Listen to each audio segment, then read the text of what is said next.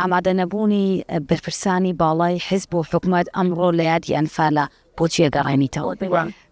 بەدرەجەی یەکەم بۆ واگەڕێتەوە کە ئەم یادە هەوڵ درێ بە شخصانە بکرێ، ئەم یادە بە شێوازێک کەوا ڕێگری ئەکرێ لە یادکردنەوەی، بۆیە نوێنەری وڵاتەکان بەشدار نابن، نوێنەری حکوومەت بەشدار نابێ. ئەمە هەڵەیەکی گەورەیە کە ئەکرێ، نابێ بە هیچ شێوەیەک ئەم تاوانەی کە بەرامبەر بەگەلەکەمان کراوە بە شخصانە بکرێ، بچووک بکرێتەوە لەوەی کەوا من تعین نەکراوم، من قەرەبوو نەکراومەتەوە بە ئەندازەی پێویستە، هەر نیگەرانیەکی ترکە هەیە کە خزمەتگوزاریە کە ئێمە هەمیشە وتومانە بەڵێ خزمەتگوزاری بە ئەندازەی پێویست نەبووە، خەرەبووکردنەوەی زیان لێکەوتوان ڕزگار بووان بە ئەندازەی پێویست نەبووە، بەڵام ناکرێت ئەم تاوانە گەورەی جەنۆسایدی ملەتێک جەنۆسایدی گەلێک بچووک بکرێتەوە و بە شخصانە بکرێ.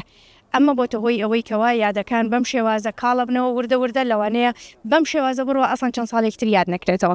کاڵبوونەوەی ئەم یادانە بم شێوازە کاریگەری لەسەر ڕای نێودەوڵەتی چێ بێت لەسەر بە جینۆساید ناسانی ئەم کەیسە؟ بێگومان وەکوتم ئەبێ ئەمە هەمیشە بەرز بکرێتەوە، هەمیشە لە بە شێوازی جیاوازیات بکرێتەوە لە هەموو جیهانە، لە پەرلەمانتارەکان، لە شەقامەکانی جیهانە، لە سەنتەرەکانی دنیاە، لە حکوومەتی عێراقیە، لە ناو پەرلەمانی عێراقا، لای خۆمان هەرچەند ئێستا پەرلەمانمانە، ئەبێ ئەمە هەمووی بە هەموو شێوازێک یاد بکرێتەوە بۆ ئەوی دایمەن زیندوو ڕابگیرە کە تاوانێک بەر دژی ملەتەکەمان کراوە و ئەم تاوانە دووبارە نەبێتەوە.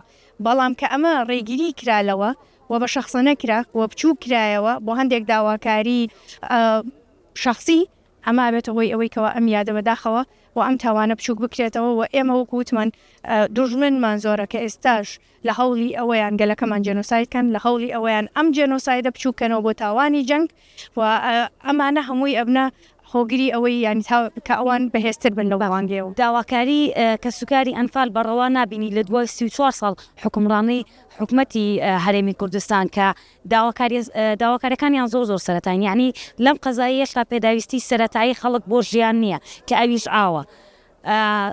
36 ساڵ بەر لە ئێستا لە نوگرە سەلمان تینووەکران برسیەکران، ئێستاش لەم قەزایە هەمان شت بەرامبەر کە سوکاری ئەنفال ئەکرێت. من پارخۆم لە نوگرە سەلمان بووم و بینیم کە چۆن لەوێ ژیاون و چۆن لەوێ ئازار دراون لەبەرەوە بەچای خۆمەوەم بینیوە. بەڵام ئەمە دوو کەیسی جیاوازە، دوو مەلەفی جیاوازە کە نابێت تێکەڵکرا، مەلەفی داواکاری و مافی ڕەوا شتێکە و مەلەفی یادکردنەوە شتێکی ترە. ئەوان ئەتوانن بە هەر شێوازێک کە ئەیانەوێ ناڕزایی خۆیان دەربڕن، لە بەردەم حکوومەت بێت، لە بەردەم پەرلەمان بێت، لە هەر شوێنێک کە ئەیانەوێ، بەڵام لەم ڕۆژەیە نابێ بە شخصانە بکرێەوە، نابێ ئەم یادە بەکار بهێنرێ بۆ ئەو مەلەفەی تر.